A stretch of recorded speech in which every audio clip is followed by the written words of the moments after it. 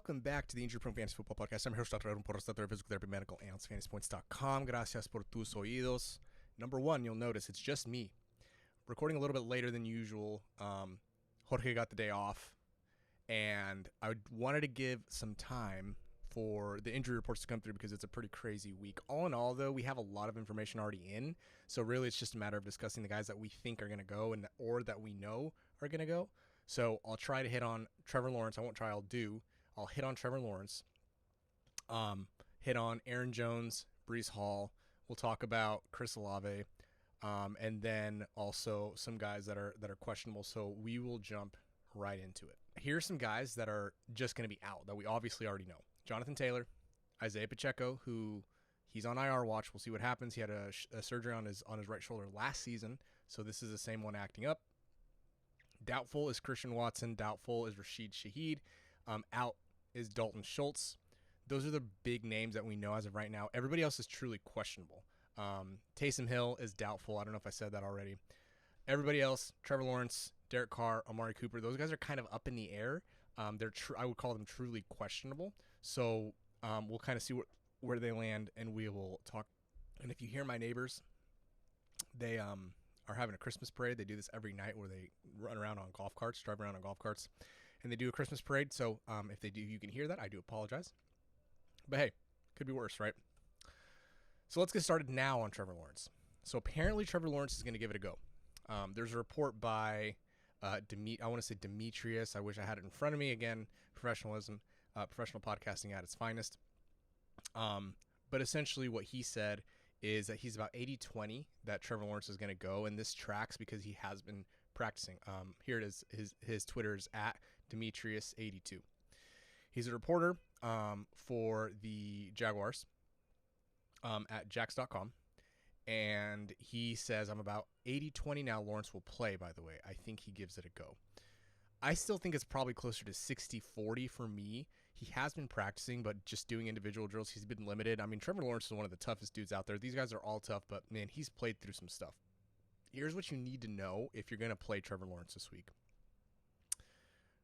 There's an 18% re-injury rate for foot ankles in quarterbacks. That's pretty high, right? For context, for hamstrings, knees, the re-injury rate is 14%. For ribs and shoulders, the re-injury rate is 13%. So he's got this high ankle sprain. Going to try to play through it. So the re-injury rate is really what you're looking for and looking at there. And that's going to be something that he could be limited in. Another thing that you want to look at, obviously, is rushing. When you look at the rushing expectation, you see that there is sort of a dip, not sort of a dip, there is a dip by about 10% in the rush yards differential when quarterbacks are playing through ankle issues. So that's something to consider.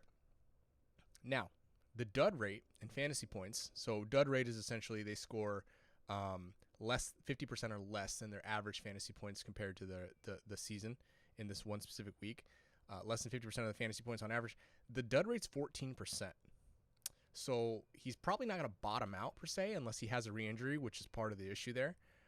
But he's also probably not going to give you a very high floor rushing. We know that he's got that in his bag, but I doubt we see that very much this week. So all in all, Trevor Lawrence really is, for me, not a must start in 12, single quarterback leagues. I probably am firing him up in most super flex leagues if I need him. And that's if he goes, right? So you're going to have to check back in to make sure that he actually goes this week. It's not a slam dunk, so don't think that it is. No, I'm giving you all this analysis, and the last time that I did, Trevor Lawrence hilariously went out and ran for like a 40-yard touchdown or something like that when I said that his knee was bothering him. So, hey, take it for what it's worth. I'm giving you the probabilities and the chances, and I can tell you that I've seen these injuries, and I know that he is not anywhere near 100% right now. Moving on to this next guy who, God bless him, Derek Carr, will not go down. He refuses to fight, or refuses to go down. He's not going down without a fight. He's again suffering from another concussion, his second one this season. He's got the re-injury of the shoulder and the ribs, and he's going, man. He is going to try to give it a go. He's getting through concussion protocol. That's really the only thing that's holding him back at this point. But his re-injury risk is super dicey. Unless the league wants to risk another Tua Tagovailoa from last year's situation, which is exactly, unfortunately, what is on the table. I don't wish it on anybody, but just the numbers are the numbers. The more concussions you sustain in a closer time period, the worse off your body is, just period, bottom line. So if the Saints let Derek Carr go, his re-injury risk is off the charts. It's just going to take one hit. We've seen him take plenty of hits this year, and so that the hope is that honestly they sit him for this week.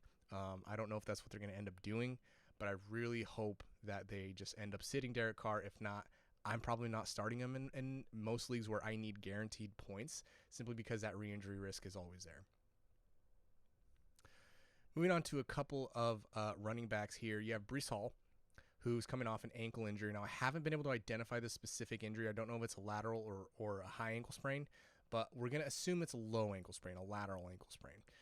What you should expect is a pretty small dip in fantasy points in terms of their median production. So really, the ceiling is going to be capped here, but you're going to get some sort of floor probably. And there is a 15% re-injury risk for Breece Hall, so just keep an eye on that. Aaron Jones has been limited in practice with his MCL issue. He's coming on 3 weeks of sitting out, and he's been limited this week. Now, if the Packers bring him back, which, again, that's a moderate-sized assumption considering how conservative their medical staff is, there is a 12% re-injury rate, and we saw that with Devon Achane. So you just have to be mindful of that. But, A.J. Dillon is also right now on the injury report with a groin issue, so that's something that you're going to have to monitor for him, for A.J. Dillon and Aaron Jones. And Aaron Jones is probably more of an attractive option in PPR leagues, not necessarily standard leagues. Cool. So that really is what gets you through the big names, right? So we've already said everybody else that is going to sit. At this point, again, not expecting Christian Watson. Christian Kirk is going on IR. Puka Nacua is off the injury report. Let's start with Justin Jefferson, right? Or let's talk about Justin Jefferson. Really, it's pretty simple. There's a 30% re-injury rate for hamstring strains in wide receivers, but you've waited so long, or you traded for him, or you gave it pieces, man. You got to throw Justin Jefferson out there. You're happy. You live with the result. He is probably somewhere close to 100%. I will say he's probably close to 100% in terms of recovered, but it might take him a little bit to get his game-like conditioning, game-like sea legs under him. You can't sit him anywhere. I would sprinkle him in most DFS lineups, honestly. They're probably going to force feed him. They don't have a lot of other options, so that's something that you are going to want to consider. Chris Olave, the Saints are, quote, hopeful that he's going to go. He's had this illness, so dehydration type stuff is going to be a consideration. Just feeling like crap is going to be a consideration. But again, especially if Jameis ends up going, which there's still a small chance that happens, you can't really discount Chris Olave. I would throw him out there. A couple of other odds and ends to tie up here. Amari Cooper still in the protocol. He practiced on Friday, but he is not a lock to necessarily get through protocol. You do have Kenneth Walker and Zach Charbonnet, who both practice, so that really takes off DJ Dallas as any type of option. Kenneth Walker I would be nervous about from a re-injury perspective, simply because he's got the oblique and the groin issue. They potentially were related, potentially not. So he is at a higher risk. Ken Walker is. I would continue to roster Zach Charbonnet and acquiring him any way that you can, because I do think that Zach Charbonnet could still be a league winner, because Kenneth Walker's re-injury risk, unfortunately, is extremely high. That covers all the main guys. Again, no Jorge today, so we will not do a Cultura class. We're going to stick to those when he is also around. Man, this is a lot. If you want more information, make sure you go to fantasypoints.com, get the rest of my full injury breakdown article Saturday morning. Also, join the Patreon if you want your questions answered. Patreon.com/injuryprone. We're typically a week, 2 weeks ahead of the curve, knowing what's going to happen with these timelines and these injuries. So make sure you get in there. And for the rest of the season, it will be free. Just sign up, shoot me a DM, and I will reimburse you for the rest of the season. That is injuryprone, or patreon.com/injuryprone. Make sure you follow me on Twitter @FBInjuryDoc. Good luck this week.